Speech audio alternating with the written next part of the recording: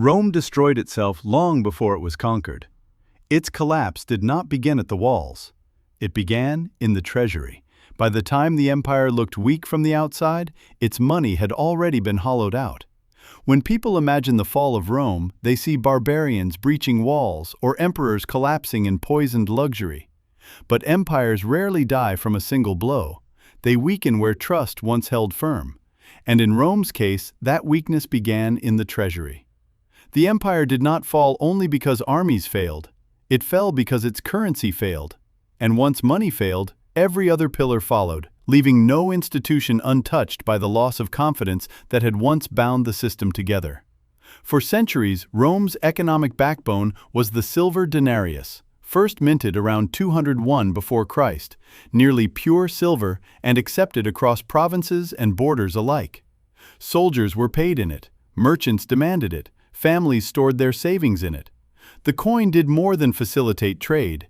It embodied confidence, and as long as Rome's authority stood unquestioned, the denarius carried weight.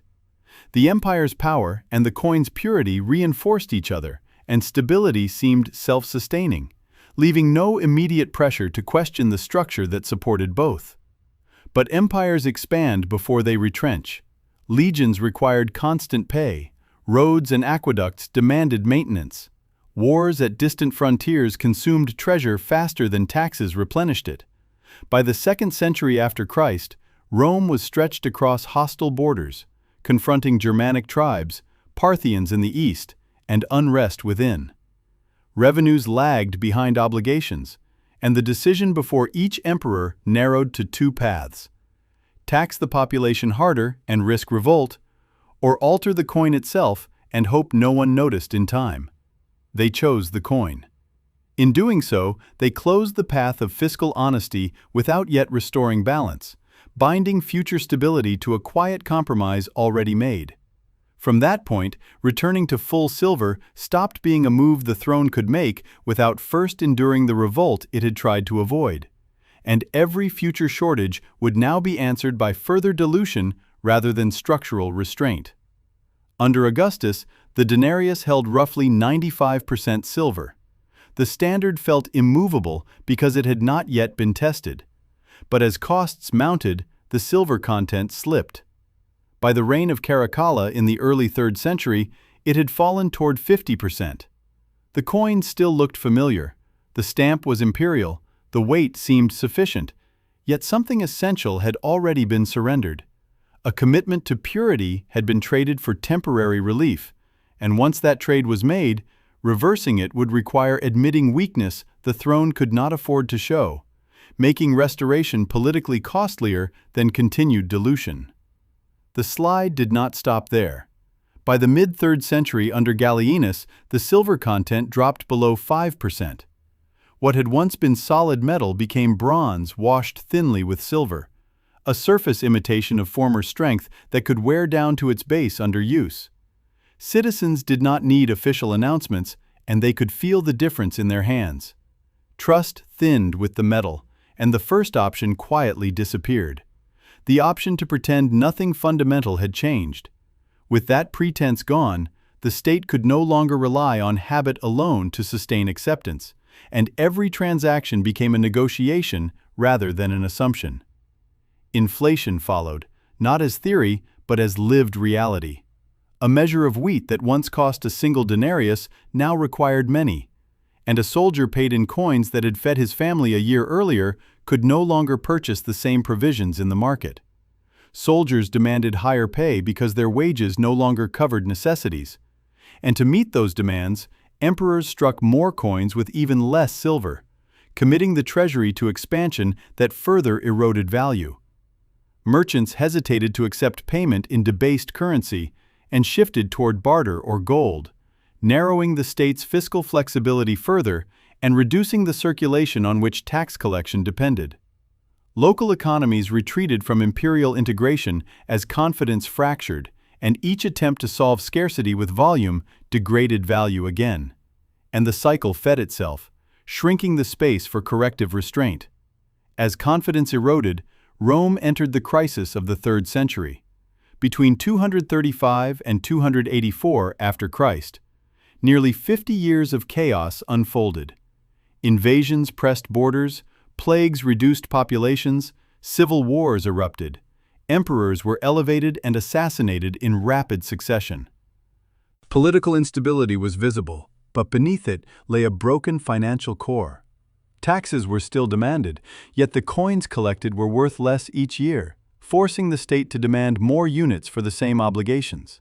Farmers abandoned land rather than surrender produce for currency that no longer held purchasing power, removing output from the taxable base and shrinking the very pool from which higher demands could be met. Trade networks that once linked distant provinces splintered under uncertainty, making coordination slower and recovery harder with each passing season, so that every delay in reform required greater extraction the following year. The government responded not by restoring purity, but by tightening control.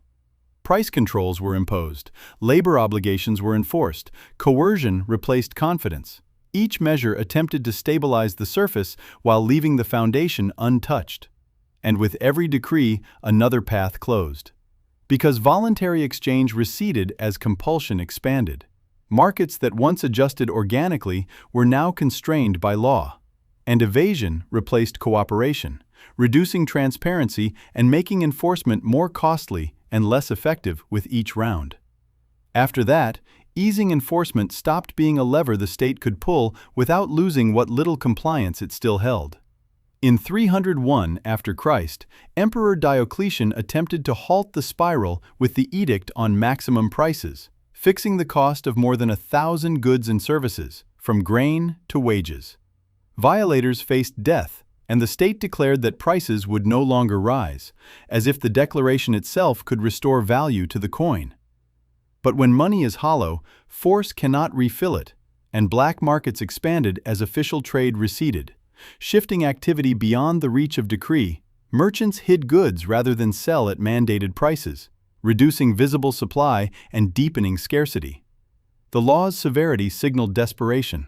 And once it was clear that even death penalties could not command trust, another illusion collapsed, leaving the government with fewer tools than before. The denarius, once the empire's symbol of strength, was eventually abandoned, and Constantine introduced the solidus around 312 after Christ, a gold coin of consistent purity that restored a measure of stability, especially in the Eastern Empire. Yet this restoration came too late for the West. By the time gold anchored confidence again, the Western Empire had already surrendered the option of cohesion. Having allowed fragmentation to solidify, trade had thinned, armies struggled for reliable pay, loyalty weakened where wages lost value.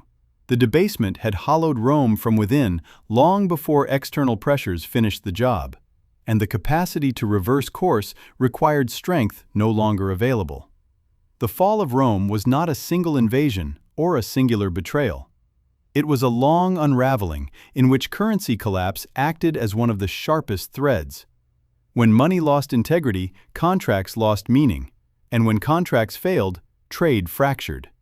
When trade fractured, the state's ability to project power narrowed until collapse was no longer a possibility, but an inevitability. Because each prior compromise limited the next response, the pattern did not end with Rome. In the 20th century, after World War I, Germany faced crushing reparations under the Treaty of Versailles. The government confronted obligations it could not meet through taxation alone and turned to the printing press, believing that currency expansion could bridge the gap. Marks multiplied faster than goods, tying fiscal survival to continued issuance. At first, the adjustment seemed manageable, even convenient, as debts shrank in real terms. But by 1923, hyperinflation consumed the system. A loaf of bread that cost 1 mark before the war cost over 200 billion marks by autumn. Wages were carried home in wheelbarrows, yet could not secure basic necessities by nightfall. Savings evaporated. Those who held real assets endured. Those who relied on currency saw years of work erased. As in Rome, once trust collapsed, the political order followed, and the social fabric tightened toward extremism, leaving moderation with diminishing leverage. Zimbabwe in the early 2000s repeated the script under different conditions. Land seizures reduced production, revenues fell, debts rose, and rather than reduce commitments, the government expanded money supply, binding itself to a tool that required ever larger doses to sustain obligations. By 2008, inflation reached astronomical levels, doubling prices daily. Shopkeepers could not relabel shelves fast enough, compressing response time to hours. Eventually, Zimbabwe abandoned its currency entirely and shifted to foreign denominations. The final step mirrored Rome's abandonment of the denarius. When money ceases to function, it is discarded, but the damage inflicted during its decay cannot be reversed, and the authority that presided over that decay emerges diminished. Even in developed economies, the pattern reappears, though less violently. In 1971, President Richard Nixon severed the dollar's final link to gold, ending convertibility and anchoring the currency not to metal but to governmental trust. That decision removed an external constraint, eliminating the discipline imposed by redemption. From that moment forward, expansion depended primarily on policy discretion, and restraint required voluntary choice rather than structural necessity. Once restraint became voluntary, maintaining credibility required continuous management rather than automatic discipline. And any attempt to restore a hard anchor would now force an immediate contraction the system had not prepared to absorb. Debt expanded across decades. Money supply grew. Inflation persisted as an undercurrent. $1 in 1971 purchased what requires more than 6 today. The bills appear unchanged. The coins carry the same emblems. Yet purchasing power has thinned, and the erosion is cumulative, making reversal dependent on policies that would impose visible costs. Modern governments frame such shifts as management rather than debasement. Higher wages are presented as prosperity, even when costs rise faster. Expanding debt is described as investment, even when it finances present consumption. And rising asset markets are cited as evidence of wealth, even when ownership is concentrated. Institutions act, but under constraint. Each intervention to stabilize markets often requires greater intervention next time, trading future flexibility for present relief, and deepening reliance on the same mechanisms. Options narrow quietly, even when confidence appears intact, because each stabilization increases the cost of withdrawing support. Once that dependency sets in, stepping back stops being a neutral choice and becomes a loss the system must accept up front. What distinguishes the present from Rome or Weimar or Zimbabwe is scale. The global system now runs on fiat currencies, immense debts, and central banks prepared to create trillions in response to crisis. This architecture can postpone reckoning, but postponement compounds exposure by expanding commitments that assume continued credibility. When nearly every major economy relies on trust rather than tangible anchor, instability in one region ripples outward, reducing the possibility of isolated containment. The window for isolated correction closes as interdependence rises. Throughout history, elites have shielded themselves with assets that retain value while currency degrades. Land, productive enterprises, resources. Those dependent on salaries, pensions, and savings denominated in weakening units bear disproportionate loss, because their claims remain fixed while prices adjust. The pattern is not accidental.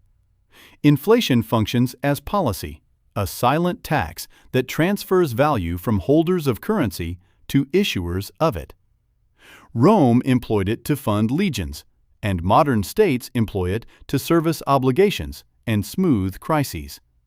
The mechanism differs in form, but not in consequence, and the transfer narrows the margin of those without alternatives. Romans in the 1st century did not anticipate that their trusted coin would one day be bronze, washed thinly with silver. Germans in 1913 did not foresee wheelbarrows of currency. Zimbabweans in the 1980s expected independence to deliver prosperity, not hyperinflation.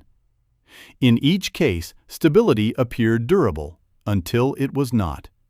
And once confidence cracked, restoration required abandoning the old system altogether, because partial repair could no longer command belief.